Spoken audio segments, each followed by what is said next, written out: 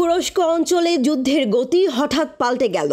Russia পাল্টে দিল যুদ্ধের মোড়। পুতিন বাহিনী নতুন কোনো ইতিহাস লিখতে যাচ্ছে বলেই মনে করছেন অনেকে। ইউক্রেন রাশিয়া যুদ্ধে টান টান উত্তেজনাপূর্ণ একদিন পার করেছে। তুরস্ক অঞ্চলে ভয়াবহ এক ঘটনা ঘটেছে।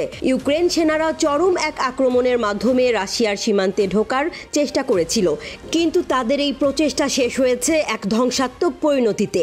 ৩৫০ জনেরও বেশি ইউক্রেনীয় সেনা প্রাণ হারিয়েছে। আর এই পরিসংখ্যান শুধু তুরস্কের এক অঞ্চলেই সীমাবদ্ধ।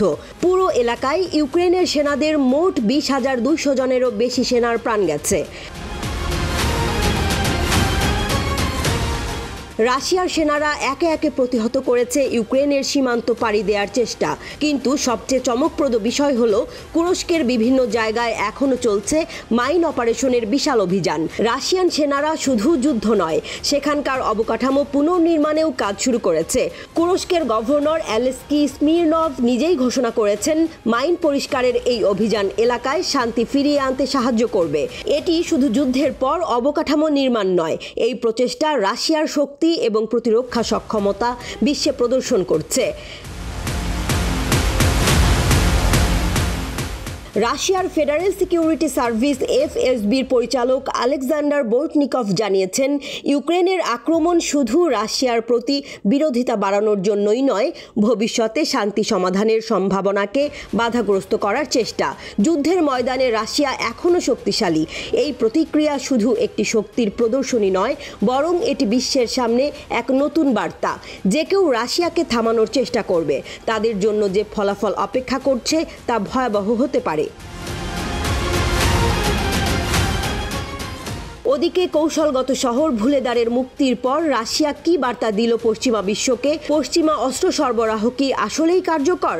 দোনেৎস্ক পিপল রিপাবলিকের ভুলেদার একটি কৌশলগত শহর। রাশিয়া দীর্ঘদিন ধরেই যুদ্ধ চালিয়ে আসছিল। অবশেষে ভুলেদার রাশিয়ার নিয়ন্ত্রণে। যুক্তরাষ্ট্রে নিযুক্ত রাশিয়ার রাষ্ট্রদূত আনাতোলি অ্যান্তনোভ মন্তব্য করেছেন, ভুলেদারের মুক্তি প্রমাণ করেছে যে পশ্চিমা অস্ত্র সরবরাহের কোনো ফল হচ্ছে না।